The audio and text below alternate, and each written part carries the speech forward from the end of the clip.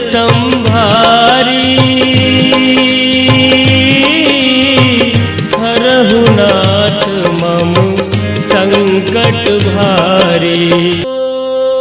होई है वही जो रावण के संहार के बाद में आज रावण मरा नहीं है। धर्म को छोड़कर अधर्म के मार्ग पर चला हूँ तो उसका दंड भी भोगना पड़ेगा। राम सिया राम जय जय राम, जय जय राम।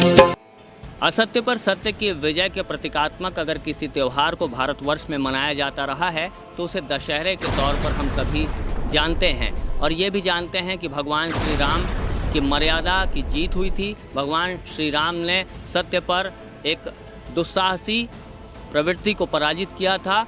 लेकिन आज बड़ा सवाल ये है कि इस कलयुग के दौर में क्या ऐसे रावण हमारे आसपास नहीं हैं जिन्हें हम देखते हैं, महसूस करते हैं, लेकिन उनका दहन नहीं कर पाते?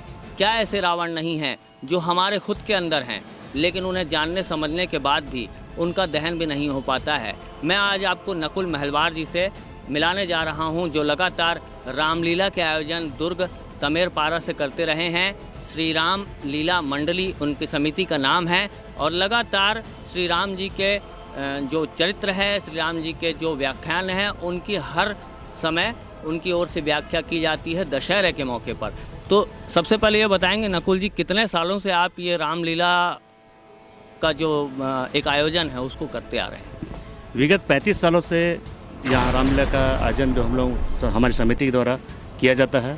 हम लोग रामलीला के अलावा कृष्ण लीला वगैरह भी करते हैं, कुछ धार्मिक नाटकों का मंचन भी किया गया है। और अभी विगत 21 सालों से पद्मापुर स्टेडियम में रावण दहन का प्रोग्राम हम करते हैं। हमारे पहले बुजुर्ग लोग थे जो कहते हैं कि 1929 से लगभग हमारी संस्था रही है नव दुर्ग थिएटर करके, वो यहाँ पर 10 दिन का रामलीला का शो करती थी, आयोजन करती थी। उसके बाद 10वें दिन जाके दशहरे दिन में रावण मारने प्रोग्राम होता था। वो रावण जाके रावण भाटा मारा जाता है, जो आज की डेट में रविशंकर स्टेडियम कहलाता है, यही रावण भाटा था। वहाँ भी आज परंपरागत एक प्रतीकात्मक रूप से रावण दहन होता है। लेकिन अभी चूँकि न्यू जनरेशन में भगवान राम के चरित्र को, भगवान के राम के आदर्शों को, या भगवान के एक संदेशों को जो आज हम नहीं जान पा रहे हैं, अज्ञानता नहीं बोल सकते इसको, हम जानना ही नहीं चाहते, लेकिन उनको जानने के लिए, प्रेरित करने के लिए एक हमारा सबसे सशक्त माध्यम है रामलीला। जो हम रामलीला के माध्यम से भगवान श्री राम के चरित्र को उजागर करते हैं, उनके संदेशों को जनता तक पहुंचाते हैं। जैसे आप पीढ़ियों से इस परंपरा का निर्वहन करते आ रहे हैं, आपके बुजुर्गों ने भी इन जगहों पे सेवाएं दी हैं, और आज भी आप इस परंपरा को जीवंत रखे हुए हैं। जो पुरातन सभ्यता रही है, पुरातन समय से जो ये परंपरा चली आ रही है, और आज के जो स्वरूप में जो रामलीलाएँ होती हैं, तो क्या लगता है उनमें देखने में फ़र्क क्या महसूस कर पाते हैं? पहले क्या धार्मिकता के भाव ज़्यादा थे पहले, और आज के जो स्वरूप आ चुके हैं वो प्रतीकात्मक तौर पर हो गए हैं? उन रामलीला मंडलियों को, उस रामलीला की विधा को आज कोई उस रूप में नहीं देख पाता जैसा पहले देखते थे। जी हाँ, बहुत सही बात है आपको। पहले जब रामलीला हुआ करते था तो लोग बोरा बिछा के बैठते थे, और एक श्रद्धापूर्वक जो मंच में कलाकार होते थे उनको भगवान राम के रूप में ही दर्शन करते थे, और कलाकार भी एकदम समर्पित भाव से लीला में भाग लेते थे। लेकिन आज एक समय ऐसा आ गया कि टीवी संस्कृति में पाश्चात्य सभ्यता हमारी कहीं ना कहीं एकदम ऐसी हावी हो चुकी है कि हम जैसा वो देखना चाहते हैं हम वैसे दिखाते हैं।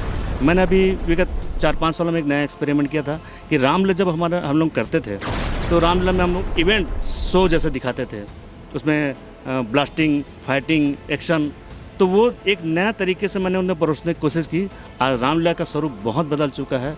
आज एक फॉर्मेलिटी हो गई है, और हम फॉर्मेलिटी को ही हम लोगों को संदेश पहुंचाने जाते हैं कि इस फॉर्मेलिटी के माध्यम से कम भगवान श्री राम के आदर्शों को हम पहचान सकें।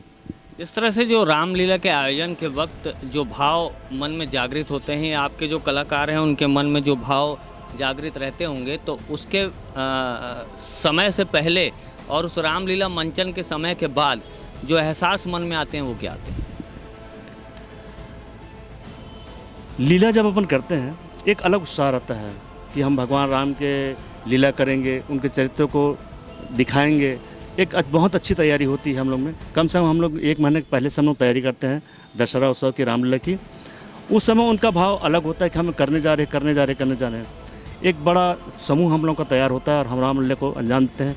लेकिन जैसे ही रावण दहन होता है उसके बाद वो भाव हम लोग में रह ही नहीं जाता है, ना हम कलाकारों में रह पाता है, ना ही वो जनताओं में रह पाता है। सिर्फ एक प्रतीकात्मक बन चुका है दशहरा उत्सव, जबकि असत्य पे सत्य की विजय हुई है। तो एक बार विजय हुई तो वो विजय हमेशा के लिए रहना चाहिए। एक तरह से जो भगवान श्री राम के चरित्र का वर्णन करते हुए भगवान श्री राम के तरफ से तो आप जो है वो व्याख्यान करते हैं, साथ साथ जो रावण की एक शक्ति रही है, रावण की जो एक विरोधाभास रहा है, रावण की जो एक आक्रामकता रही है, रावण का जो एक आक्रांता वादी स्वरूप रहा है, उस आक्रांतावादी स्वरूप को देखते हुए क्या आज लगता है आपको कि समाज आज कहीं न कहीं रावण मुक्त हुआ है या आसपास हमारे अब भी रावण जिंदा है? मैं नहीं समझता हूँ कि एक बार जब भगवान श्री राम ने रावण का वध किया था उसके बाद सत्य की विजय हुई और रावण मर गया। ये हम कभी नहीं सोच सकते कि जब से देखा जा रहा है तब से। जैसे आपको बता दूं, भगवान श्री राम ने, रावण भी एक प्रखर पंडित थे, उनको मालूम, वो त्रिकालदर्शी थे, उनको मालूम है कि मेरे भगवान के हाथों से मेरी मृत्यु होनी है करके, वो सब जानते थे। लेकिन एक देवगणों ने समाज को, नागरिकों को, अपने श्रद्धालुओं को एक संदेश देने के चक्कर में एक बहुत अच्छी एक स्टोरी गढ़ी, मतलब एक कहानी बनाएगी, जो आज हमारे यहाँ महाग्रंथ रूप में रामायण कहा जाता है। आज हमारे यहाँ रामायण तो बहुत कम लोग पढ़ते हैं, रामलीला बहुत कम लोग देखते हैं और आयोजन भी बहुत कम लोग होते हैं। लेकिन मैं आपको बताऊं, रावण के संहार के बाद में आज रावण मरा नहीं है। रावण आतंकवाद में रावण है, आज हमारे अवस्था में रावण है, नक्सलियों में रावण है, एक जो विध्वंसकारी है, उग्रवादी हैं, ये नक्सलवादी हैं और इधर जितने भी बुराइयां हैं, ये आज रावण है। और सबसे बड़ा रावण हमारा राजनीति है, जहां एक स्वार्थ के चलते कुछ नेता हैं, सबको तो नहीं बोला जाता, लेकिन बहुतायत राजनीति में रावण ही बच चुके हैं। हम हर साल रामलीला के माध्यम से एक अभियान चलाते हैं कि ये मानना है कि पहले जो रावण के 10 सिर हुआ करते थे, आज वो सिर सहस्त्रों की संख्या में आ चुके हैं और उन सहस्त्रों सिर को पालने वाले लोग उनसे बड़े रावण के तौर पर देखे जा रहे हैं। बिल्कुल सही बात है। अब रावण के पहले तो हम प्रतिवादों पे 10 सर रखते थे, लेकिन अब 10 से नहीं, हजारों लाखों करोड़ों सिर हो चुके हैं। हमारे देश में आतंकवाद को भी फेवर करने वाले लोग हैं, इसी देश में रहते हैं, इसी देश की लोकतांत्रिक व्यवस्था में रहते हैं और ख़ुद को बहुत अच्छे स्वरूप में बताते हैं, लेकिन आतंकवाद की तरफदारी भी करते हैं। बिल्कुल, ये हमारे लिए बहुत दुर्भाग्य का विषय है कि इतने सालों के बाद में इतने बार हम अपने अंदर के रावण को नहीं मार पाए हैं। आज हमारे देश में रावण पल रहे हैं, रावण ही रावण को पाल रहे हैं। बहुत सारे ऐसे बुराइयां हैं और हमारे देश को जो खोखला करते जा रहे हैं, यही असली रावण है। मैं हर साल एक प्रतिज्ञा लेता हूं कि इतने सारे रावण को, इतने लीला के माध्यम से ऐसे रावणों को लोगों को संदेश दे के कम से कम मार सकूँ। लेकिन मेरे के पास पुतला दहन होने के बाद में फिर लगता है कि सवेरे फिर वो रावण जिंदा हो चुका है करके। इस बात का मुझे आज भी मलाल होता है कि हम रावण को आज तक नहीं मार पा रहे हैं। तो अगर मर्यादा पुरुषोत्तम भगवान श्री राम का ये संदेश रहा है कि बुराइयों का अंत करना है, बुराइयों को दूर रखना है और ऐसे रावणों को लगातार वध करते आना चाहिए, तो आज क्या लगता है जो भगवान श्री राम के जो चरित्र है या उनकी जो संदेश हैं, उनकी जो बातें हैं, उनको चरितार्थ करने के लिए क्या बदलाव इंसानी शरीर में होना चाहिए, क्या बदलाव समाज को करना चाहिए? सबसे बड़ा रावण तो हमारे विचारों में घुस चुका है। आज हर आदमी के विचार में रावण आ चुका है। हम किसी को राम तो नहीं बना सकते, लेकिन हाँ इतना तो कर सकते हैं कि जो अपने मन में बुराइयां हैं, अपने मन में कपट, अपने मन में छल है, हमारे बीच में जो असत्य है, इन सब चीज़ों को हम अगर अपने मन से निकाल दें तो मैं समझता हूँ कि हमारा रावण माना उसी दिन सार्थक होगा। तो मैं चाहूँगा कि उसका रावण को दहन नहीं होना चाहिए, रावण हमेशा खड़े रहना चाहिए। लेकिन वो प्रतीकात्मक स्वरूप जो है हमारे आपके अंदर और समाज के अंदर, वो लगातार अट्टहास भी करता है और लगातार चैलेंज भी करता है, लगातार हम लोगों को चेतावनी भी देता रहता है, लगातार हम पे हंसता भी है। तो उसका जवाब क्या होना चाहिए? उसका जवाब सिर्फ यही होना चाहिए कि हम भगवान राम को कैसे आत्मसात करें और कैसे हमारे भी अंदर के जो रावण है उसको अपने शरीर से, अपने आत्मा से, अपने दिमाग से दूर कर सकें। इसके लिए निसंदेह एक अच्छी कल्पना होनी चाहिए, ऐसे संस्कार रूपी सांस्कृतिक आयोजन होना चाहिए। जो आज पाश्चात्य के चलते हम लोग में जो रावण घुस रहे हैं, ऐसा नहीं, रामलीला की तरह का और धार्मिक आयोजन होना चाहिए, जिसमें कम से कम लोगों की मनोवृत्ति को, एक स्वस्थ चित्त को एक अच्छा आयाम मिल सके। श्री राम जो लीला मंडली है, उसमें जब आप कलाकारों को, अदाकारों को अलग अलग प्रतिरूपों में सजाते हैं, तो किसी को भगवान श्री राम के स्वरूप में सजाते होंगे, किसी को रावण के तौर पर सजाते होंगे, कहीं अन्य चरित्रों का भी आप उनको एक तरह से उसको एक साज सजावट की जाती होगी। तो इन चरित्रों को सजाते संवारते वक्त और जब उन चरित्रों को जहाँ जहाँ आपके आयोजन होते हैं, वहाँ जब मंच में ये प्रदर्शनी होती है, मंच में ये प्रदर्शन होता है भगवान राम की वीर गाथा का, तो इस बीच में भाव क्या चलते हैं? इस बीच में तो हमारा भाव बहुत अच्छा रहता है। मैं जब से रामलीला की तैयारी करता हूँ, उस दिन से अपने आप को मैं एक प्रिपेयर करता हूँ कि हमें रामलीला करना है, एक समाज को एक संदेश देना है। जब अपन भगवान को सजाते हैं, सजाते समय धीरे धीरे उनका रूप निखरते जाता है। जैसे सजाते हैं हमको लगता है कि उसके अंदर हम भगवान को प्रकट कर रहे हैं, उस कैरेक्टर के अंदर हम भगवान को प्रवेश कर रहे हैं करके। और जैसी सजने के बाद में बाकायदा विधिवत उसकी पूजा अर्चना करके हम भगवान को आत्मिक रूप से उनके अंदर विराजमान करते हैं। अंतिम सवाल है ये, समाज में कई प्रकार, जैसे आपने भी बताया कि आतंकवाद है, भ्रष्टाचार है और अशिक्षा है, जो लोगों को मूलभूत सुविधाएं मिलने चाहिए उसमें भी लोग गलत करते हैं। और जो सत्ता तंत्र के लोग, कुछ लोग, वो लगातार ऐसे लोगों को पालन पोषण और इनको आधार बनाकर वोट बैंक की पॉलिसी करते हैं और जैसे न तैसे अपने सत्ता को विराजमान कर लेना, ये एक मकसद बन चुका है। तो कहीं ना कहीं जो देश में सोच रही है, एक राम राज्य या राम भगवान के आदर्शों पर चलने की एक सोच रही है, उस सोच को कहीं ना कहीं एक बहुत बड़ा आघात या चोट पहुंचा है। तो अंतिम यही सवाल, और इसी बात से मैं इंटरव्यू भी एंड करूंगा और आपसे बात भी, ये जो परिस्थितियां हैं इसको बदला कैसे जा सकता है? रावण का अंत तो एक कॉमन बात हो गई, इसको अंत को बदलने के लिए जो प्रयास होने चाहिए वो जरा दर्शकों को समझा पाएँ। बिल्कुल, अभी हम एक दिन ही अपने बुराइयों को नष्ट करते हैं और वो भी कुछ देर के लिए।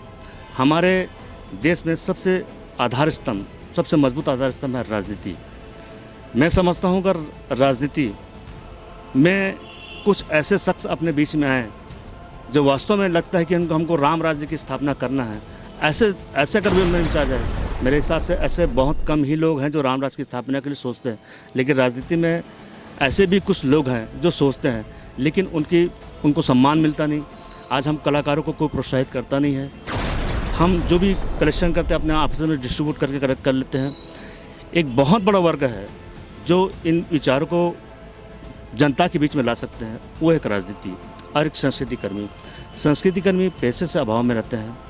अगर ऐसी राजनेता वगैरह जो है ये कि कोई अच्छा बड़ा आयोजन करें और ऐसी कोई धार्मिक आयोजन होते रहें, तो मुझे सब लगता है कि नहीं में कम से कम कुछ तो लोगों में विपरीत असर दिमाग में आएगा और हम कहीं ना कहीं अपने शरीर के रावण को, इस समाज के रावण को मारने में लिए कामयाब हो सकते हैं। भगवान श्री राम के आदर्शों को बताते हुए, और यहाँ ये भी पता चल रहा है कि रावणों की संख्या जब ज़्यादा हो चली है, तो आप जो है, जो ये पूर्वजों की परंपरा है, इसको आज तक निर्वहन करते आ रहे हैं। क्या लगता है आगे कितने और समय तक इस परंपरा को आगे और बढ़ा पाएंगे और आप में शक्ति कितनी है? चूँकि मैं फिल्मों से भी हूँ, रंगकर्मी भी हूँ, सामाजिक नाटक भी कर रहा हूँ, लेकिन मेरा जहाँ तक रहता है कि धार्मिक नाटकों का भी मंचन बहुत ज़रूरी है। धार्मिक नाटक से एक अलग शुद्धियाँ मिलती है, कलाकारों में एक अलग चेतना जागती है। मैं चाहता हूँ जब तक मैं रहूँ, जब तक मेरे भगवान ने मेरी उम्र दी है, तब तक मैं रामलीला का आयोजन हर साल करता रहूँगा। भले और करना करूँ, लेकिन इस एक दिन के लिए मैं कम से कम 1 महीना की मेहनत करता हूँ। हर साल इस तरह से रामलीला होना चाहिए, राम के आदर्शों को जन तक पहुँचाना चाहिए। और ऐसे बहुत सारे काम हैं जो राम के विचारों को प्रकट करते हैं, राम के आदर्शों को परिचय देते हैं। ऐसे बड़े आयोजन होना चाहिए जिससे कम से कम जनता को लगे कि नहीं, हम गलत कर रहे हैं, हमको ऐसा नहीं करना चाहिए, हमको भी राम की तरह बनना चाहिए। ऐसे कुछ संदेश होने चाहिए जिसके लिए एक शासन को बहुत ही ठोस पहल की ज़रूरत है, जो शासन से हम कलाकारों को नहीं मिल पाता। ये भगवान श्री राम के एक पवित्र चित्रण को चरितार्थ करते हुए इन्होंने अपनी कई पीढ़ियां गुजार दी और आज भी भगवान श्री राम के चरित्र वर्णन को करते हुए लगातार रामलीलाओं का आयोजन दुर्ग में और भी कई जगहों पे इनके द्वारा किया जाता रहा है। साफ तौर पर ये कहना है भगवान श्री राम या भगवान श्री राम के राम राज्य की एक स्थापना की बात से लेकर ये कोई भी आशय न लगाए कि किसी धर्म विशेष की बात हो रही है, उनके आदर्शों की बात हो रही है। इस देश को कैसे परिवर्तित किया जाए उस पे विषय पे बात हो रही है। भ्रष्टाचार से इस देश को कैसे मुक्त किया जाए उस विषय पे बात हो रही है।